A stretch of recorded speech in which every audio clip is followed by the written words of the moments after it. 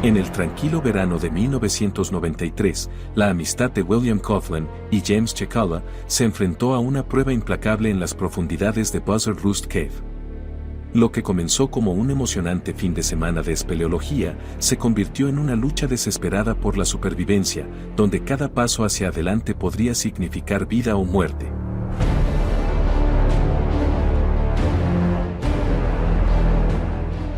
William Coughlin y James Cicala eran mejores amigos desde hacía mucho tiempo, y se conocieron como Boy Scouts en 1976. Fueron inseparables desde entonces, y una de sus cosas favoritas era disfrutar del aire libre, y algunos de sus mejores recuerdos de su experiencia como exploradores juntos tuvieron lugar dentro de cuevas que exploran como parte de una tropa. Una década después, William y James tenían 27 y 24 años y estaban ansiosos por hacer planes para algún tipo de actividad al aire libre durante el fin de semana del Día de los Caídos, que se acercaba rápidamente. Por casualidad, uno de ellos se encontró con un folleto de una atracción turística en el centro sur de Kentucky llamada Buzzard Roost Cave. Ubicada en una propiedad privada, Buzzard Roost Cave se encuentra a las afueras de un lugar llamado la Ciudad de las Cuevas. Esta es un área con casi 645 kilómetros de cuevas y túneles explorados, y es el hogar del sistema de cuevas más largo conocido del mundo. Entre las 9 cuevas que componen el sistema, los visitantes de todos los niveles de experiencia tienen 21 visitas guiadas diferentes para elegir, pero Buzzard Roost Cave parecía la elección perfecta. Había un punto de venta en particular que lo convertía en una visita obligada. Ofrecía algo llamado un recorrido salvaje, que era una experiencia guiada que permitía a la gente ver la cueva en su estado natural. Así que el viernes 28 de mayo de 1993, William, James y otro amigo llamado Kevin subieron al auto y dejaron el área de Chicago para dirigirse a Kentucky.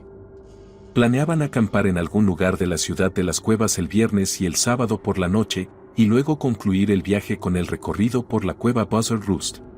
Y aunque los 3 hombres habían estado dentro de cuevas antes, este era su primer viaje de espeleología real, y la emoción se mantuvo alta durante todo el camino hasta el domingo. Cuando llegaron a la cueva esa mañana, se reunieron con el guía turístico David, quien los guió a través de algunos de los trámites que debían completar de antemano. Además del recorrido salvaje, David ofreció un recorrido histórico mucho más manso de la cueva. Esto evitó gran parte de los estrechos pasillos y pozos verticales de la cueva. Debido a esto, su plan era hacer primero el recorrido histórico para poder tener una idea de cómo era el interior antes de comprometerse por completo con el recorrido salvaje. A Kevin, sin embargo, no le gustó lo que escuchó y en el último minuto decidió no ir. William y James no querían dejar atrás a Kevin, pero ya estaban allí y Kevin insistía en que siguieran sin él. Así que durante la madrugada, William, James y un pequeño grupo de personas hicieron el recorrido histórico. David se aseguró de señalar las diferentes áreas y túneles que estaban incluidos en él. Para James, casi parecía que David estaba haciendo todo lo posible para convencerlos de que no hicieran esa gira, pero en realidad era solo su forma de asegurarse de que supieran en lo que se estaban metiendo. Sin embargo, nada de lo que David pudiera decir disuadiría a William y James, el peligro solo los emocionó más y, al final de la gira histórica, estaban entusiasmados con la versión salvaje más tarde esa tarde. Cuando llegaron las 4, William, James y otros 4 se reunieron fuera de la cueva listos para comenzar el recorrido con David. Y después de entregarles a cada uno de ellos 2 fuentes de luz, les preguntó si estaban listos y todos respondieron con entusiasmo que sí. Así que con eso, comenzaron a abrirse camino hacia adentro. El salvaje recorrido comenzó entonces con un túnel muy estrecho, que inmediatamente presentó problemas para William. Con 1.8 metros de altura y 100 kilos, no tenía exactamente un cuerpo pequeño, y más de una vez se encontró atrapado entre las paredes de roca e incapaz de moverse libremente de inmediato. Con el tiempo, se abriría camino, pero cada breve momento de estar atrapado era suficiente para que su corazón diera un vuelco. De hecho, incluso antes de pasar la primera sección, William estaba teniendo serias dudas sobre si era apto para este tipo de actividad. Desafortunadamente, no había ningún lugar a donde ir más que hacia adelante. Sin embargo, incluso si quería retirarse de la gira, tendría que arrastrarse hasta el final del túnel antes de poder darse la vuelta. Luego, una vez que terminó, las cosas se abrieron de nuevo lo suficiente como para que decidiera seguir adelante. En la siguiente sección, el grupo descendió por varios pozos verticales. La forma estándar de navegar por un pozo vertical es trepando por una cuerda sujeta a un arnés de seguridad, pero Buzzard Roost Cave tenía escaleras de cuerda permanentes en su lugar, y el grupo tendría que bajar y volver a subir 2 de ellas. El primero fue por una caída de 9 metros y el segundo fue de alrededor de 6 metros de altura. De las dos, la segunda fue una subida más desafiante. La escalera de cuerda era irregular y estaba pegada a rocas que sobresalían, lo que dificultaba conseguir un punto de apoyo sólido en los peldaños. Pero todos en el grupo llegaron al fondo de los pozos sin un instante y cuando todos llegaron allí, alcanzaron el punto de giro de la gira. Aquí fue donde David permitió que los miembros del grupo exploraran por un tiempo antes de comenzar el viaje de regreso. Sin embargo, cuando revisó su reloj en ese momento, se dio cuenta de que estaban drásticamente retrasados. Luego reunió al grupo de 6 y les dijo que habían hecho un gran trabajo bajando, pero que ahora tenía que irse para ir a hacer una llamada al dueño de la propiedad, ya que estaban retrasados. Le indicó al grupo que echaran un vistazo a su alrededor durante unos minutos y luego regresaran a la superficie de la misma manera en que entraron. Si no volvían en poco más de media hora, David les dijo que volvería a buscarlos. Los 6 espeleólogos estaban un poco atónitos de que se quedaran solos dentro de la cueva y observaron con incredulidad cómo David salía de ella. Pero lo mejor que podían hacer era seguir las sugerencias de David, así que miraron un poco a su alrededor antes de decidirse a volver a subir las escaleras de cuerda. James fue elegido como el presentador que llevaría la parte trasera del grupo, y su trabajo consistía en sostener la parte inferior de la escalera de cuerda, para estabilizarla para todos los demás. Justo delante de James estaría William, que todavía estaba un poco sacudido, por su experiencia de quedarse atascado un par de veces en el camino. Cuando llegó su turno, William se agarró a la escalera de cuerda y comenzó a subir peldaño por peldaño, pero no llegó muy lejos antes de tener que volver a bajar y reiniciar. Era fácilmente el más grande del grupo y estaba claro que también estaba luchando más que todos los demás. Después de 2 intentos de llegar a la cima de la primera escalera, William comenzó por tercera vez. Esta vez llegó a la mitad del camino y justo cuando parecía que iba a lograrlo, se resbaló de la escalera, se estrelló contra una roca que sobresalía de la pared y aterrizó con un ruido sordo y repugnante directamente en la parte posterior de su cabeza. Fue como un momento en cámara lenta para James mientras veía a su mejor amigo caer por el aire y golpear el suelo con un tremendo impacto. James luego corrió hacia él, que ya estaba sangrando profusamente por la cabeza, y se sorprendió al encontrarlo consciente y aparentemente con su ingenio sobre él. Increíblemente, William insistió en que estaba bien y que su herida en la cabeza se veía peor de lo que realmente era, así que después de sacudirse, se acercó a la escalera para darle otra oportunidad. En ese momento, algunos de los otros que ya habían subido la primera escalera habían comenzado a bajar para ayudar y, con su ayuda, William finalmente pudo subir la primera y luego la segunda escalera. Mientras esto sucedía, 2 de los otros miembros del grupo se apresuraron a salir de la cueva para avisar a David y para que llamara a los servicios de emergencia para ayudar a William a salir. Sin embargo, cuando regresaron con él, lo hicieron sin botiquín y sin contactar con nadie. En cambio, David estaba preocupado por causar una escena y quería ver si la situación podía ser manejada por ellos antes de traer a alguien más. A sus ojos, todo estaba bajo control. Eso fue hasta que William comenzó a abrirse camino a través del mismo túnel, en el que se quedó atascado brevemente antes. Con un brazo inmovilizado entre su estómago y la pared y el otro detrás de su espalda, una vez más quedó atrapado en su lugar. Esta vez, sin embargo, no pudo moverse ni un centímetro y se quedó atascado en un ángulo que lo tenía casi boca abajo. Para que te hagas una idea de lo estrecha que era esta zona, cuando David finalmente cedió y llamó a los servicios de emergencia, los rescatistas tuvieron que quitarse los cascos en ciertos puntos del túnel, porque esas secciones eran muy estrechas. Peor aún, para cuando llegó la ayuda, William ya estaba entrando y saliendo de la conciencia. Para agravar la terrible experiencia, los rescatistas que recibieron la llamada, pensaron que solo estaban apareciendo para ayudar a un espeleólogo herido a salir de la cueva. Sin embargo, cuando llegaron, rápidamente descubrieron que tenían un espeleólogo herido y atrapado, lo que complicó enormemente el esfuerzo. Uno de los rescatistas que se presentó en el lugar fue un médico que se abrió paso en la cueva e inmediatamente comenzó a retorcerse a través del único túnel de entrada o salida. En poco tiempo, se acercó lo suficiente a William como para verlo y las cosas no se veían bien. Por un lado, ni siquiera podía alcanzarlo. Era demasiado estrecho para que pudiera alcanzar a William y luego tratar de salir del túnel. Pero el problema más apremiante era que William claramente estaba teniendo dificultades para que el aire entrara en su cuerpo. La forma en que terminó atrapado dentro del túnel ejerció una inmensa presión sobre su abdomen.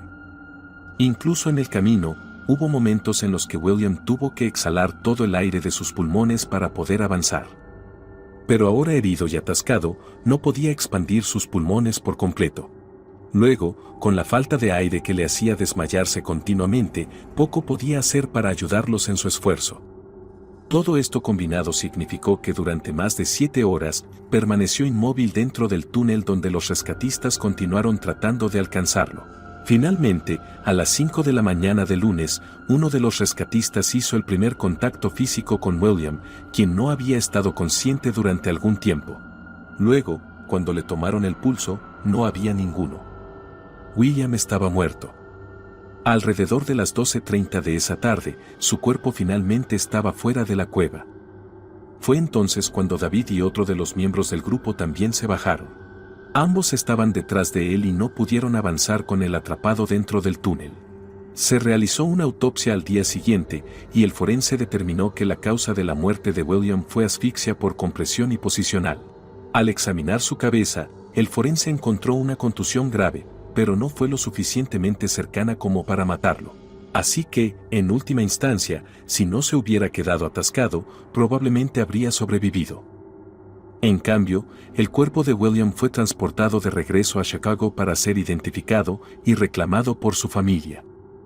James, mientras tanto, condujo 8 horas a casa solo, con nada más que los pensamientos de su mejor amigo fallecido para acompañarlo. La familia de William culpó a David y a su compañía, y hubo un puñado de decisiones que supuestamente contribuyeron directamente a la muerte de William. Los recorridos se realizaron sin suficiente equipo de seguridad y suministros para tener en cuenta cualquier posible contratiempo o algo peor dentro de la cueva, y nunca debería haber dejado al grupo sin supervisión para que saliera por su cuenta. Sin embargo, tal vez lo más atroz fue decidir no alertar a los servicios de emergencia cuando se enteró de lo que le sucedió a William. Obviamente, los esfuerzos de rescate en cuevas no son los más fáciles de organizar y movilizar, por lo que los rescatistas necesitan tiempo para evaluar la situación y elaborar un plan de ataque para lo que sea que puedan enfrentar. La negativa de David a hacer esa llamada le costó 3 horas preciosas que podrían haber sido la diferencia entre la vida y la muerte para William. James, sin embargo, creía que fue un accidente impecable que podría haber sucedido incluso si David hubiera estado con ellos. En mayo de 1993, Nathan Dedes y sus amigos descubren accidentalmente una cueva escondida mientras limpian un sumidero en Virginia.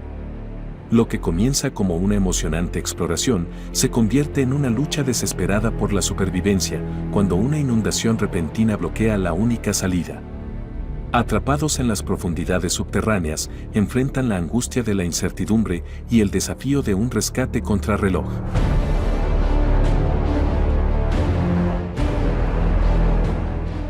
El 28 de mayo de 1993, Nathan Dedes salió de su casa de campo y caminó casi 1,5 kilómetros hasta la granja de su amigo en Burnsville, Virginia. Junto con otro amigo, Nevin se había ofrecido como voluntario para ayudar a limpiar algunos arbustos y basura que se habían abierto camino dentro de una grieta en el fondo de un sumidero en la propiedad de su amigo. En el transcurso de 70 horas, cortaron arbustos de agracejo y retiraron la basura y, cuando terminaron el trabajo, los 3 hombres descubrieron la entrada a una cueva previamente desconocida. Cuando lo hicieron, Nevin no podía creer su suerte. Resultó ser un ávido espeleólogo desde hace mucho tiempo y ahora tenía uno nuevo para explorar y mapear básicamente en su propio patio trasero. Gran parte de la primavera y el verano siguiente verían a los hombres cavando y limpiando rocas todos los fines de semana hasta que descubrieron varias entradas y descubrieron casi 3 kilómetros de túneles subterráneos. A medida que avanzaba 1995, también hacía el mapeo de la cueva. El viernes, 13 de enero, Nevin y otras 4 personas, entre las que se encontraban Tommy Shafley, McArts, McFico y Ben Schwartz, entraron en lo que se había denominado Barbaricade para un fin de semana de exploración y mapeo. El plan era acampar dentro de la cueva el viernes, sábado y domingo por la noche antes de terminar las cosas a la 1 de la tarde del lunes. A unos 43 metros de profundidad, la cueva de Barbery no era la más profunda del mundo, pero hizo un gran trabajo al aislar el interior del mundo exterior. Al igual que otras cuevas, permanecer en el interior era como visitar otro planeta donde el día y la noche, o incluso el tiempo mismo, parecían no existir. Para entonces también, según su medición más reciente, se habían explorado y cartografiado unos 5,5 kilómetros de túneles. Y lo que le faltaba a la cueva en tamaño, lo compensaba en dificultad. La cueva era lo suficientemente desafiante como para que el propietario tuviera que poner una rejilla de acero con un candado sobre la entrada principal para mantener fuera a cualquiera que no tuviera la experiencia o el conocimiento suficiente para explorarla. En su viaje en enero, el viernes por la noche y la primera parte del sábado, transcurrieron exactamente como estaba previsto, pero algo estaba sucediendo afuera a partir del sábado por la tarde, que estaba a punto de traer a los 5 espeleólogos de vuelta a la Tierra de una manera aterradora. No tenían ni idea, pero afuera llovía mucho durante horas. Con el tiempo, las cosas se empaparon tanto que el barro y la roca comenzaron a aflojarse y toneladas se deslizaron por el sumidero y entraron en la entrada del túnel principal. Esto no solo bloqueó casi por completo unos 30 metros de la salida, sino que también cortó un arroyo subterráneo y comenzó a inundar un área conocida como el sumidero cercano, que se encontraba entre el campamento de los espeleólogos y las entradas de la cueva.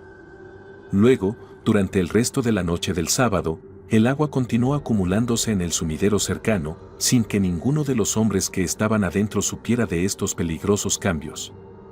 El domingo por la mañana, los 5 hombres se despertaron y continuaron con el último mapeo antes de empacar el campamento y regresar a la entrada de la cueva. Cuando llegaron al sumidero cercano, lo que había sido una expedición exitosa que se desarrolló sin problemas, ahora parecía más bien un desastre inminente.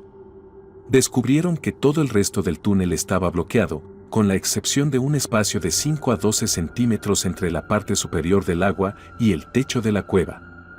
En ese momento, tampoco tenían idea de cuánto se había extendido el bloque o si el espacio de aire en la parte superior del túnel se extendía a lo largo de toda la obstrucción.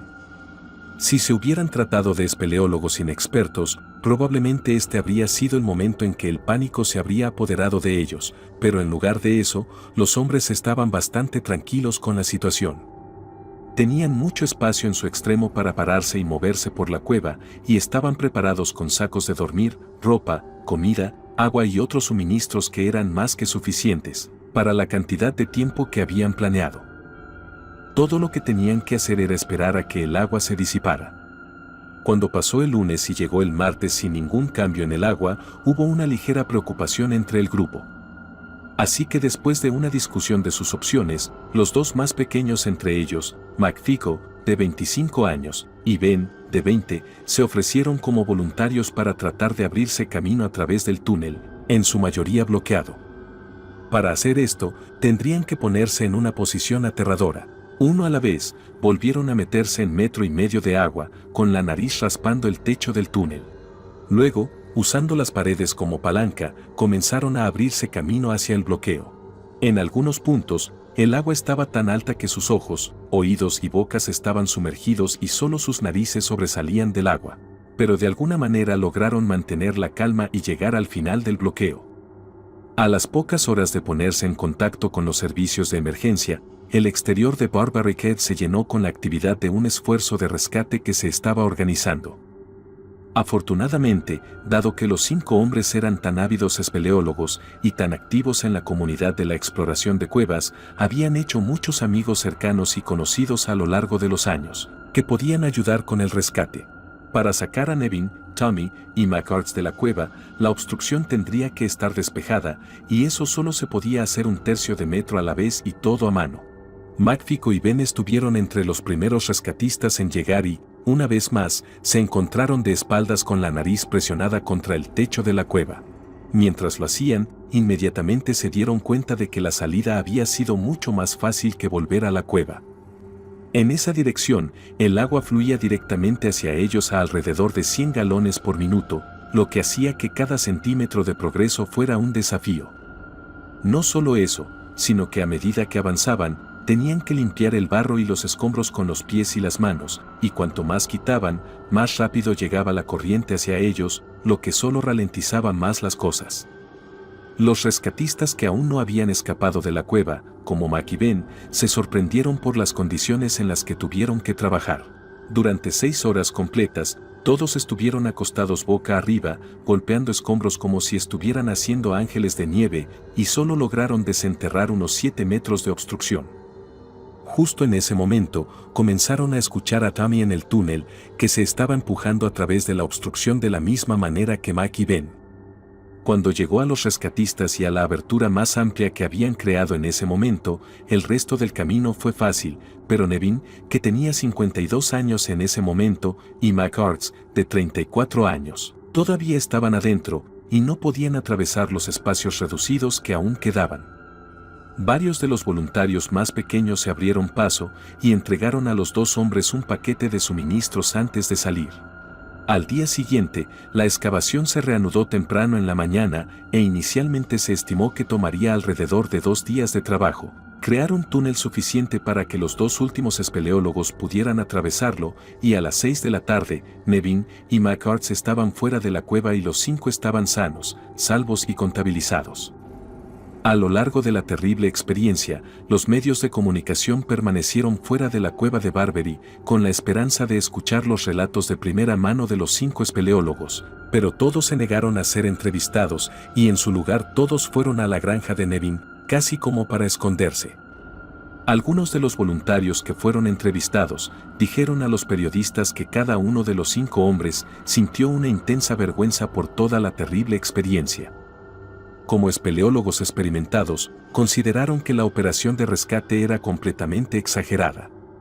Sus allegados incluso dijeron que nunca temieron que no saldrían de la cueva y, si hubieran esperado lo suficiente, estaban seguros de que habrían salido vivos y sanos en algún momento.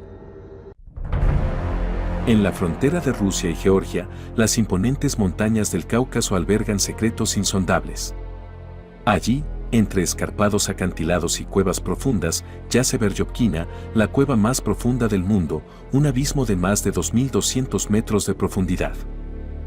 En 2018, una expedición liderada por el renombrado Perovo Espeleo Club descendió a sus oscuras entrañas, sin prever que la naturaleza desataría su furia. En medio de su exploración, una tormenta en la superficie desencadenó una catastrófica inundación, transformando su misión en una lucha desesperada por la supervivencia en el corazón de la Tierra.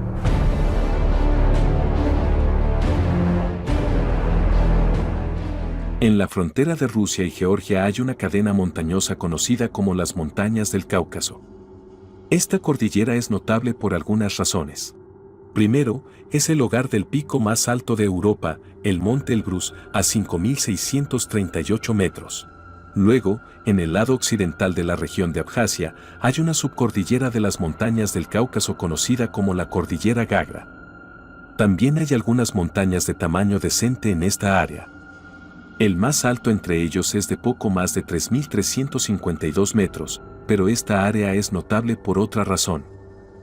La cordillera de Gagra es principalmente una cordillera de piedra caliza, tallada por los ríos a lo largo de su historia geológica. Los ríos prehistóricos crearon un montón de cañones profundos y las cuevas más grandes de la Tierra que se conocen actualmente. De hecho, las montañas Gagra son el hogar de 4 de las cuevas más profundas de la Tierra, y la más profunda de ellas es la cueva Verjovkina, a más de 2.133 metros de profundidad. Para el contexto, eso es lo mismo que apilar 23 estatuas de la libertad una encima de la otra. La entrada a la cueva de Verjovkina también se encuentra a una altitud de 2.286 metros, lo que significa que literalmente hay que subir una montaña para llegar a ella. Una vez que estás allí arriba, todavía estás rodeado por los acantilados rocosos de las cadenas montañosas y luego, en medio de estos acantilados, hay un agujero de aspecto bastante poco notable en el suelo. Es obvio que es la entrada a una cueva, pero nunca esperas que descienda por más de 1,5 kilómetros en la tierra. Cuando la entrada fue descubierta por primera vez en 1968 por un grupo de espeleólogos, solo descendieron a una profundidad de 114 metros antes de regresar a la superficie. Luego, en 1983, la cueva fue descubierta por segunda vez por un equipo separado de espeleólogos del Perovo Espeleo Club de Moscú. Durante los siguientes 3 años, una serie de expediciones empujaron la profundidad a alrededor de 426 metros, pero luego, por razones que no están claras, no hubo más expediciones hasta el año 2000. El trabajo se reanudó nuevamente ese año, pero tomaría todo el camino hasta 2015 para descubrir un nuevo pozo, que desbloquearía la verdadera profundidad de la cueva de Verjovkina. Para 2017, extendieron la profundidad máxima de la cueva de 426 metros hasta 2.194.5 metros, y mapearon más de 17 kilómetros de túneles y pasajes. Luego, finalmente en marzo de 2018, se descubrió el punto oficial más profundo de la cueva en el fondo de un lago subterráneo, donde la cueva se encuentra con el nivel freático, lo que le da a la cueva Verjovkina una profundidad total de 2.211.9 metros. 6 meses después, en septiembre, el equipo de Perovo regresó una vez más para continuar explorando la cueva, y esta vez, se les unieron los fotógrafos Robbie Shawn y Jeff Webb. Fue el mismo equipo de espeleólogos de clase mundial del Club Perovo el que hizo todos los descensos seminales de Verjovkina y de las otras cuevas profundas en la cordillera de Gagra. Dirigida por el líder del equipo Pavel Demidov, esta expedición regresaría al fondo de la cueva Verjovkina para recolectar muestras de algunas de las especies potencialmente no descubiertas y explorar algunos de los prometedores pasajes horizontales en el fondo de la cueva, todo mientras Robbie y Jeff documentan todo el asunto. Ahora, en una cueva ordinaria de profundidad moderada donde puedes descender y ascender en un solo día, seguirías trayendo una cantidad decente de equipo porque necesitas comida, y un montón de equipo de escalada para cada persona del equipo. En cuevas tan grandes como la cueva de Verjovkina, el descenso es más similar a una expedición que esperarías ver al escalar una montaña alta. Si alguna vez has visto algo relacionado con el monte Everest, es posible que hayas oído hablar del sistema de múltiples campamentos. Estos campamentos se establecen cada vez más arriba de la montaña para almacenar alimentos y equipo y para que los escaladores duerman y permanezcan entre la escalada. Para expediciones de varios días en una montaña o en una cueva lo suficientemente profunda, la cantidad de equipo se vuelve demasiado para transportar en un solo momento. Las personas tienen que subir y bajar con anticipación para transportar carga tras carga del equipo necesario, para garantizar un intento seguro y la cueva de Verjovkina no es diferente. De hecho, debido a lo profundo que es, tiene un total de 6 campamentos a varias profundidades en el camino hacia el fondo. Desde la entrada, los escaladores tienen que ponerse ropa especial, arneses y cascos fijos con faros. Luego descienden por el primer pozo en la oscuridad y se mueven a través de una serie de túneles y pasajes estrechos para llegar al primer campamento a 609 metros. Luego, en el transcurso de los siguientes 4 días, Robbie, Jeff y el Perovo Espeleo Club se dirigieron al campamento 6 hasta 2103 metros. En su camino, la temperatura estaba a solo unos pocos grados por encima del punto de congelación. Se arrastraron a través del barro y el agua, pasaron imposiblemente apretados y descendieron por un eje de 30 metros sobre nada más que aire. Los miles de metros de cuerdas que utilizaban para hacer el descenso eran su único medio de transporte de entrada y salida. Luego, finalmente, pusieron un pie en el campamento plano y arenoso número 6, instalado en un gran túnel horizontal. Este sería su hogar para el resto de la expedición. Durante los siguientes 3 días, el equipo partió de su campamento para completar todas las tareas que tenían previsto. Una de ellas fue llevar a Robbie y Jeff al lago que se encuentra en el fondo. Cuando llegaron allí, se sorprendieron al ver esta hermosa agua turquesa rodeada de piedra caliza negra azabache.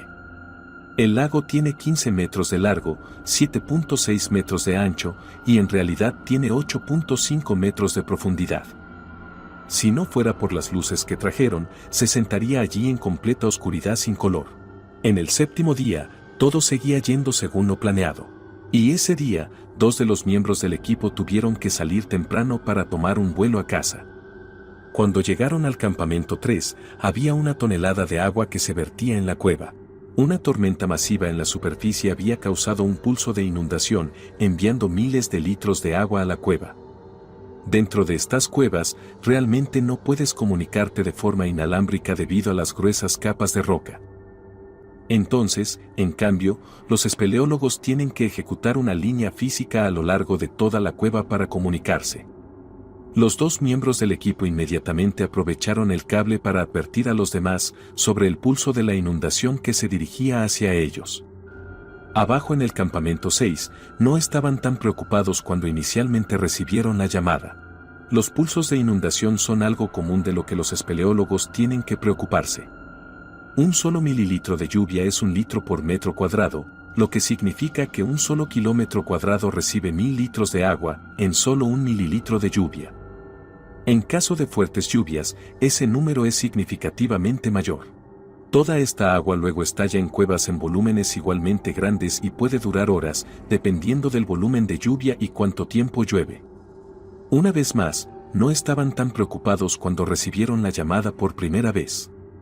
El grupo Perobo es de clase mundial y su plan era monitorear el nivel del agua y luego planificar en consecuencia.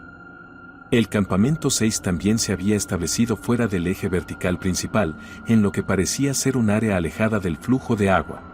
Para que el agua llegue a ellos, tendría que llenar 91 metros de pasajes debajo de ellos antes de llegar a ellos. Aproximadamente media hora después de recibir la llamada, escucharon el primer sonido de agua acercándose. Comenzó como un leve estruendo y lentamente creció como un tren que se acercaba. Para cuando estaba a punto de llegar al campamento, era tan fuerte que era casi ensordecedor. Toda la cueva tembló como si un terremoto constante estuviera sucediendo. Robbie acababa de comenzar el desayuno, cuando el ruido realmente comenzó, y él y los demás salieron corriendo de sus tiendas para ver la tormenta que se acercaba. Mientras giraban sus faros hacia el eje vertical, el agua cayó a cántaros. Robbie se quedó allí con la boca abierta y casi dejó caer la comida que sostenía. No tan experimentado como el equipo de Perobo, Robbie estaba realmente preocupado por el volumen y la velocidad del agua que entraba. Pero nuevamente, el lugar en el que estaban estaba completamente seco, por lo que trató de mantener la calma como sus camaradas rusos. Aproximadamente 2 horas después de la inundación sin signos de disminuir, uno de los miembros del equipo notó un gorgoteo proveniente de un pequeño agujero cerca de la tienda.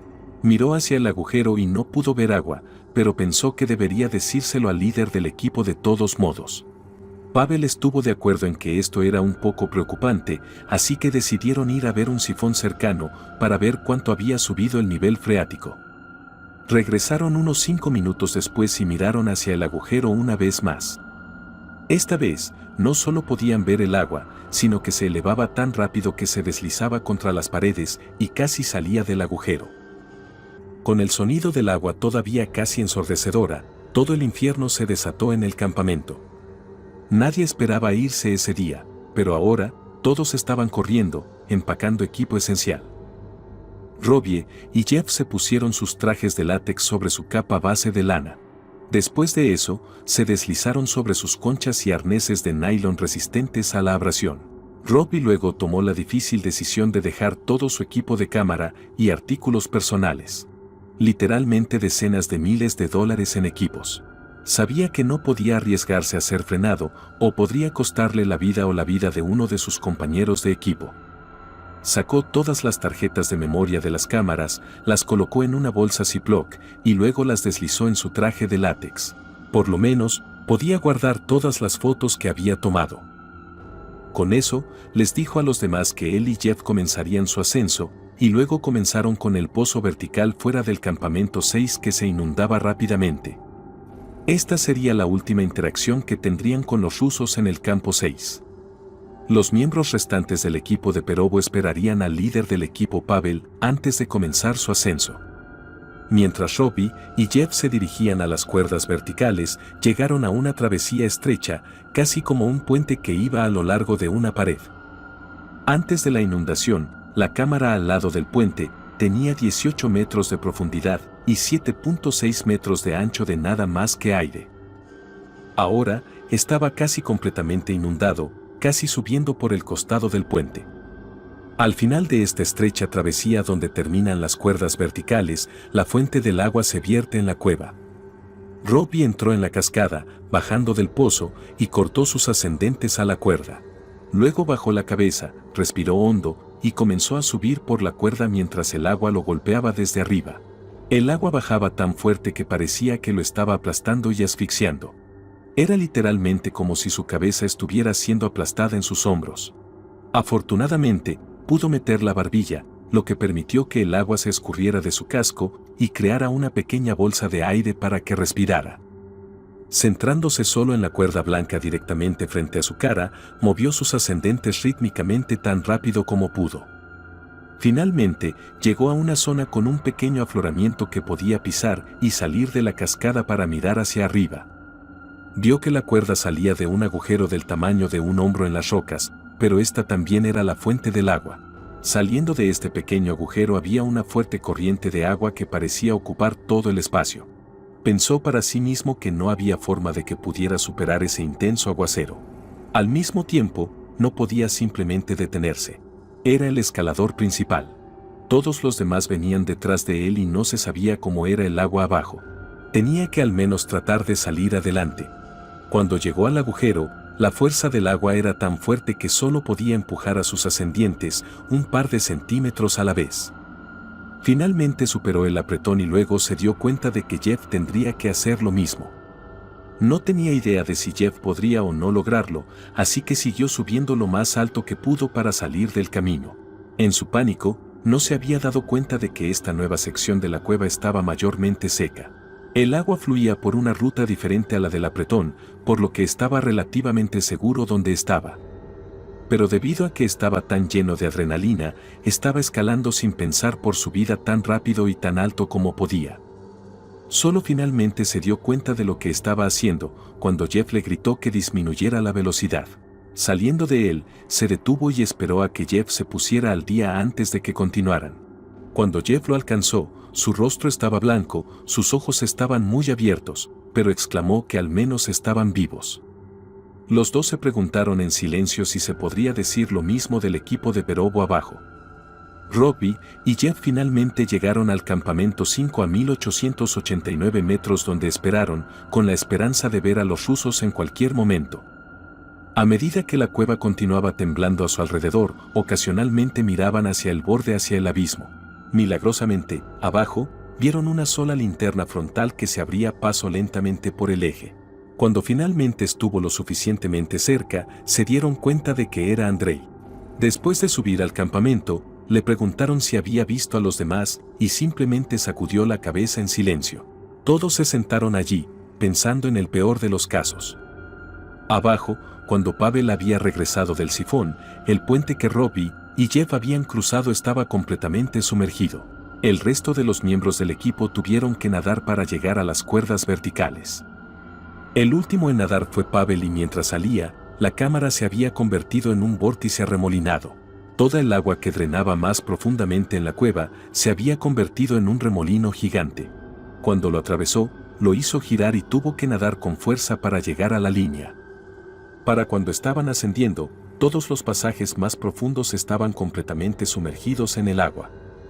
Luego, 15 minutos después de que Andrei emergiera, se podían ver 5 luces más subiendo por el pozo.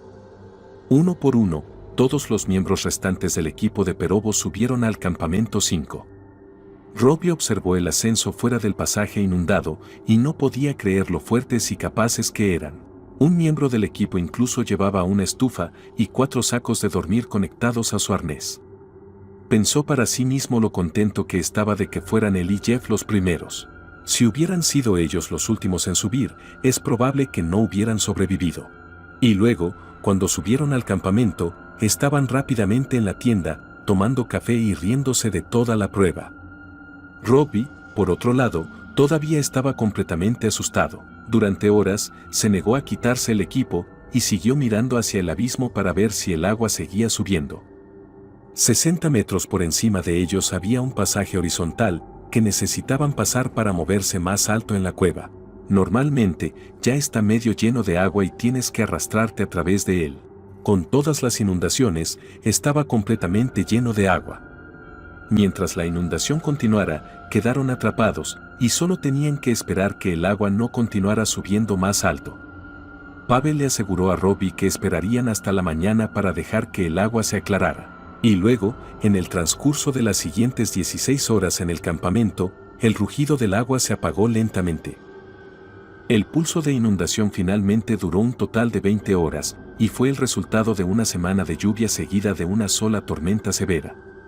La semana de lluvia había saturado completamente el suelo, por lo que para cuando ocurrió la tormenta, el agua se vertió implacablemente en la cueva de Verjovkina. Más tarde se enteraron por un taxista que las gotas de lluvia de la tormenta habían sido del tamaño de un centavo. Esta fue en realidad una buena experiencia de aprendizaje para el equipo. Anteriormente habían estado operando bajo el supuesto de que la cueva solo se inundaba en invierno. Después de la expedición, se pusieron en marcha planes para mejorar el monitoreo de la superficie para observar la lluvia. Se instaló otro campamento en las cámaras inferiores para proporcionar otro punto de escape en caso de inundación. Y a pesar de que esta expedición se vio interrumpida, habían completado esencialmente todo lo que se habían propuesto hacer. Se habían explorado y mapeado nuevos pasajes, se habían catalogado nuevas especies de las cuevas y, aunque el equipo de la cámara fue destruido, todas las imágenes se conservaron. Mi nombre es José, y bienvenido a Terror Interesante. Si llegaste hasta aquí, solo quería agradecerte por verlo. Si te gustó este video, realmente te agradecería que le dieras un me gusta. Y una vez más, muchas gracias por verlo, y espero verte en la próxima.